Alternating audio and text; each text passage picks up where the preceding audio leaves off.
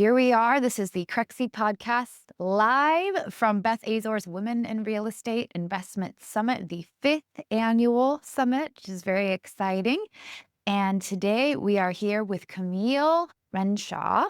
Camille, welcome to the podcast. Thanks. It's been a great conference. Yeah. How's your day been so far? Any really impactful takeaways you've had? I think it's incredible, the audience and the energy that's here. Beth really attracts a wide swath of investors, both young and old. And there are folks that are asking me questions like, what does PPM stand for? And what do you do with that? All the way up to folks who are sourcing millions of dollars. And honestly, today, even I've actually put together a couple of phone calls for raising capital for other people. Yeah. So Amazing. it's very dynamic. I love that. I love it. And that's a big takeaway, I think, is she's like, act. When you come here, you learn, but then you need to act on it. And I think the audience feels that way. I think love there's it. that sense. Everything is, even this, on the fly. And it's great to see the connections that are happening. Yeah. Walk us back. I'd love to know, very beginning, how did you first get into commercial real estate? What about it really drew you in and kept you here so that you've not only had an amazing career, but started your own company, won all these awards? Where did you begin?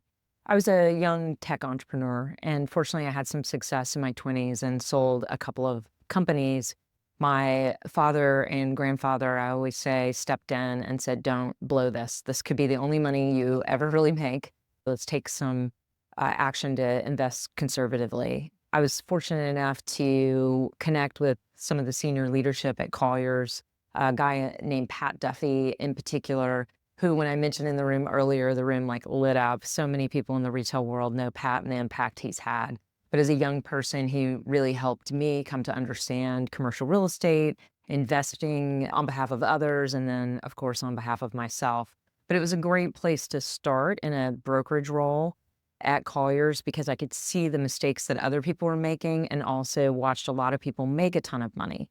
And it was nice to be able to work hard on behalf of others, but ride sidecar to that without my capital at stake. And then, of course, I did make nice pops of capital along the way. And that's when I first began investing truly on behalf of myself.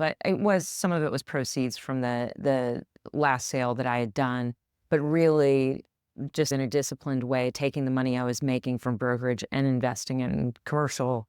That was the key for me. Totally. It's putting skin in the game. Yeah. 100%. Yeah. But in an educated way. I will say I definitely have had mistakes along the way. You do have that sense that you're building the plane as you're flying it. But I think I got my CCIM, which gave me a lot of the math and analytics to really underwrite the first few deals. And then, of course, I had a number of folks like Pat who really helped mentor me in those young years. And I got to see what they would invest in and make decisions that were similar. I'm curious, do you have it's always great to watch other people make the mistakes so you don't have to. Yeah. But I'm curious, do you have any stories of where you did make a mistake or maybe just something didn't? And then what lesson did you take away with that informs the rest of your career? I had a property that I still own today, so it wasn't that kind of colossal mistake where I lost the property or something like that.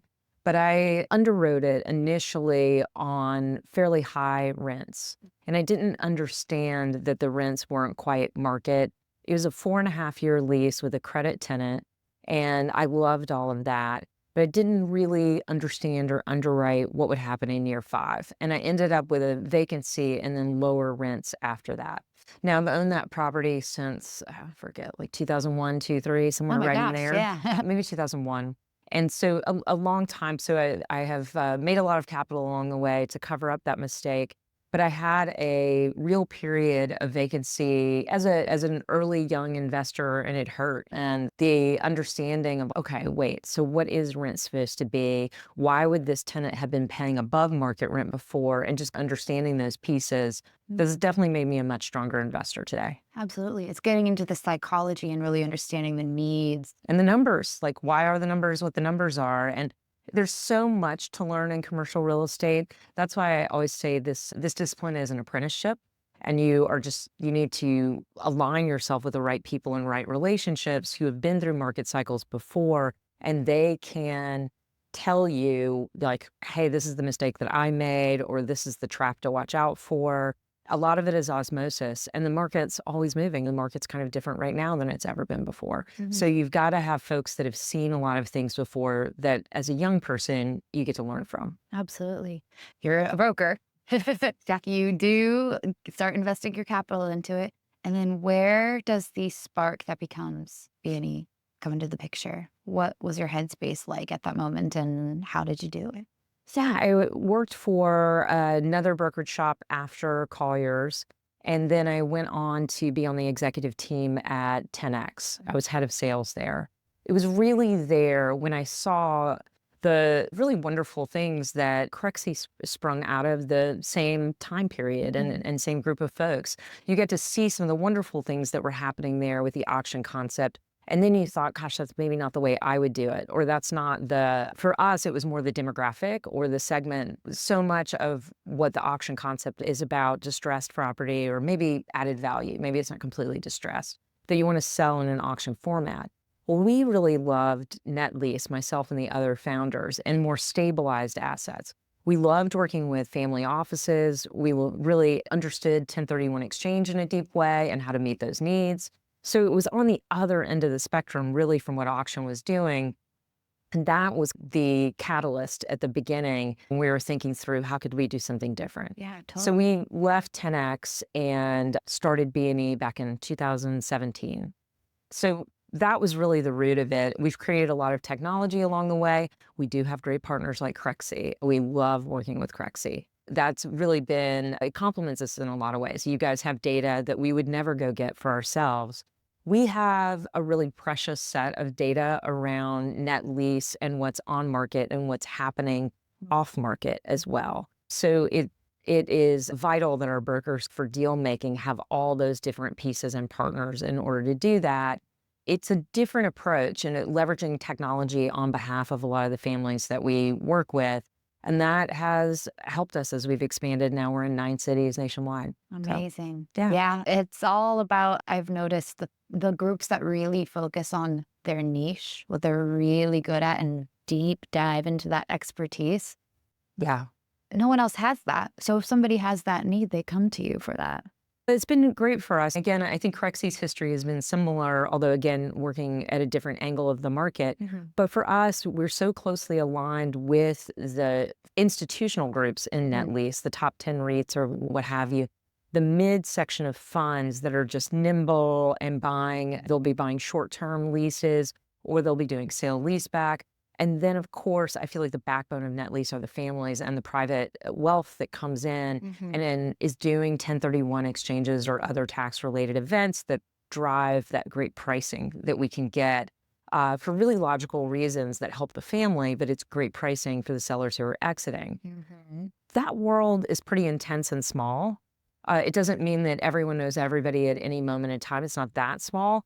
But over my lifetime, you have repeat, and the staffs don't change that much. There's not much that moves in net lease than it did, say, 10 years ago.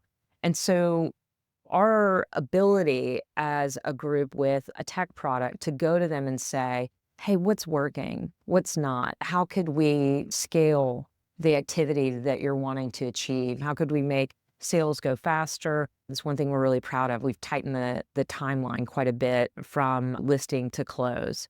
That's a big hot button for sellers, but they don't want people to go away. They really want the broker still in the transactions. It's like going to your physician. They want to know that we have partners like Crexi that we're working with.